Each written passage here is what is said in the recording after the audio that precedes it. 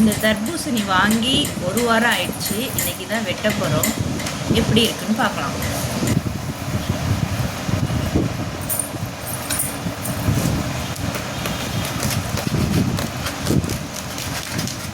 தர்பூசை வெட்டுறோம். நல்லா சிகப்பாக உள்ள இருக்குது. பரவாயில்ல, நல்லா தான் இருக்குது. நான் கூட வாங்கி 2 வாரத்துக்கு மேலே ஆகுது.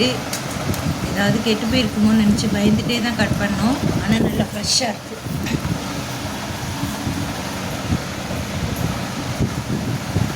கிலோ 15 ரூபான்ட்டு இது 3 கிலோ இருந்துச்சு. 3 கிலோ வாங்கினோம்.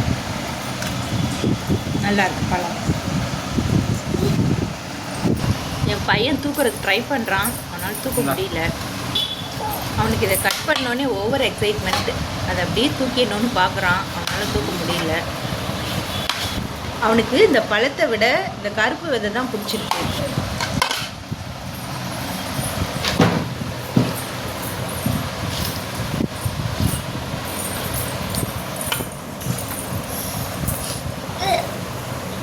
சூப்பரான தர்பூஸ், சாப்பிடுங்க.